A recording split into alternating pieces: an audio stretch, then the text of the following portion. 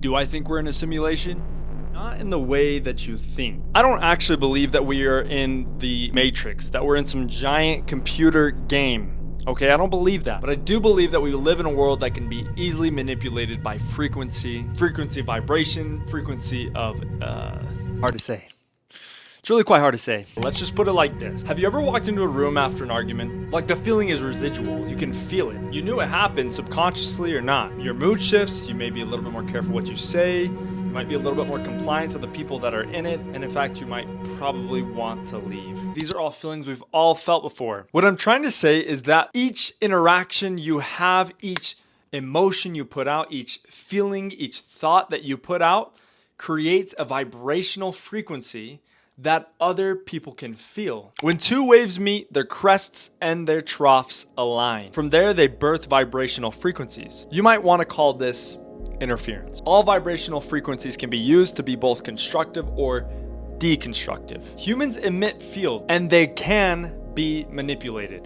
This just in, you Matt were just looking mentioned at we have a breaking obviously news very story to tell you disturbing about. launch out there. That is the World Trade Center, and we have unconfirmed reports this morning that a plane As we come on now, we have serious news of a major and very tragic event for you right now. Incredibly, a plane crash. This is where the whole idea of manifestation comes from. It's the idea that you yourself can manipulate and manifest things that you desire into your life using these frequencies. Which, if you actually look into science, look at the studies that are already out there, you may find that this is actually true. Now, the weird thing about this is that science can't actually explain it. These frequencies that I'm talking about have power to manipulate even things such as matter, which sounds so crazy to say.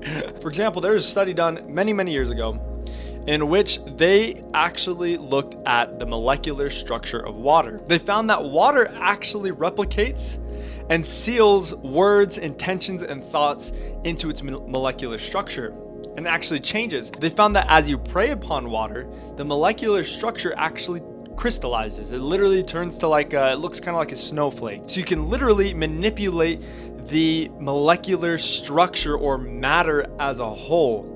Which kind of makes sense, as we are kind of, if you consider God, this is where most ideas of manifestation kind of falter, because they like to take God out of it, making it a teaching of the devil, right? But if you put God into the equation, you think about it, and you think about how we are created in his image, and how one of the number one things that God does is create, and how we have a whole portion of the brain that is centered and focused on creation.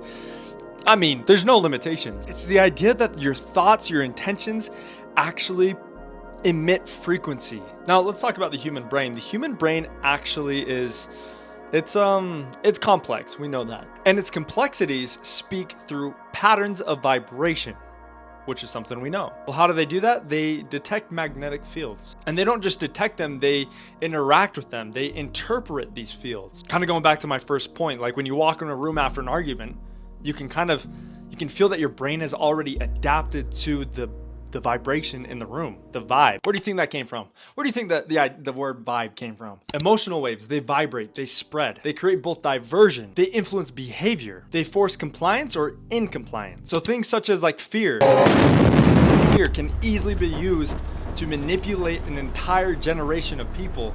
It can manipulate a collective group of people.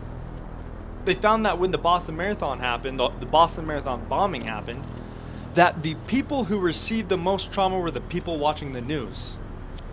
Emotionally, their thoughts were wound up, and they became something different because of the vibrational frequencies that came through their TV. What they witnessed, what they saw, their brain picked up on it and absolutely transformed the idea and made it real within their hearts, even though they were never even there. Everything is frequency. It's the language of the universe. It's the language of the spirit. Understand it and you can tear through the generational fabric written by time itself. Science can both explain it and not. See, this is where the lines between spirituality and science actually kind of intersect and almost intertwine. I'm not gonna even say almost. They do. The highest frequencies, thoughts of gratitude, faithfulness, love, create fields of their own, fields of healing. These fields heal, they create. These are the frequencies of God. Circumstances become choices when you understand the frequencies that you create. Take two tuning forks, place them side by side.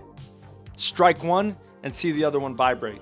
This is frequency. This is vibrational frequency. What this also teaches us is that the universe it discriminates against no frequency. What this means is it doesn't respond to the quality of frequency. It simply just puts out what you give power to. Remember the scripture, asking you shall receive, knocking it shall be opened unto you. For anyone that asketh, receiveth. These are things that Christ taught us himself, that if we ask, we will receive. What he's saying is that whatever the desire is in your heart, you have the ability to receive it, both negative and positive. It's all reflective based on the frequencies that you give. Those reflect perfectly your desires. And that doesn't always mean like, say, I want to be a millionaire. That thought is there. I feel like I tune into that frequency quite often, but there's also something called shadow manifestation, which is where the fears, the doubts, the ideas that essentially are contrary to your main beliefs or desires rest in your subconscious mind, and they frequently manifest. If you don't understand those and how to communicate to that side of the mind, then that's, I don't know, that's another video for another day. Whatever you do, you emit pattern. If you want to understand, if you want to manipulate your current situation, if you want things to go well for you, you need perception. Recognize that the goal alone is not at all enough, but rather the consistency of the thought patterns. What your mind dwells upon the most is what it becomes. Here's another scripture.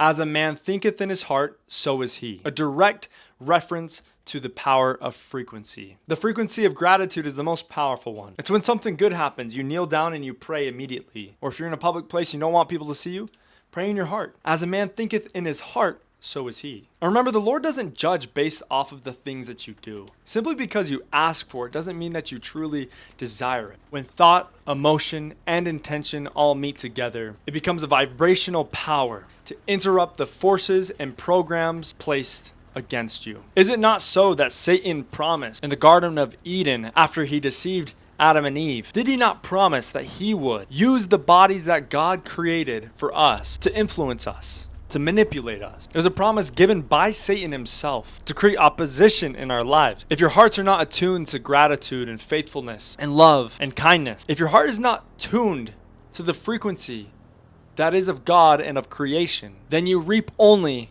the worst of fruit. If your heart is built upon the building blocks of ego, both the feminine and the masculine side, which is I am worse than everybody else, or I am better than everybody else, then you have no need for God, and God grants it as so, because that is the desire in your heart. Your desire is you. If you cannot attune yourself to the frequency of God, you will never find him. He will never speak to your heart. The scriptures will never mean anything to you. It's not wrong to want to succeed in life. It's not wrong to want money.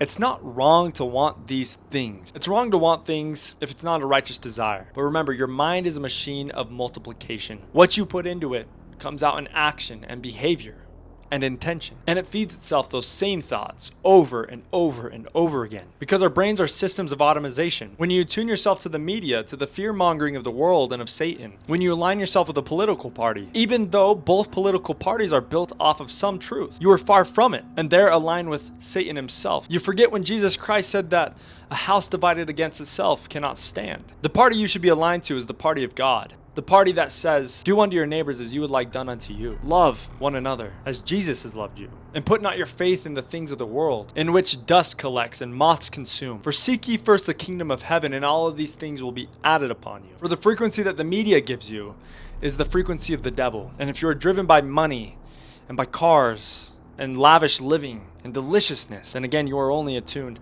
to Satan himself. The gospel of Jesus Christ teaches us to keep our thoughts clean, to keep our hearts pure, to put others before ourselves always, not to clasp onto our money so tight that nobody else can receive from it. To remember that God is the reason that you have what you have, and that's why you can become what you need. My name is Gabriel Bowman. Thank you guys for watching this video. If you guys enjoyed it, please leave a like, comment, and subscribe. If you guys want to see more, I post like this every single Monday, and I'll see you next week.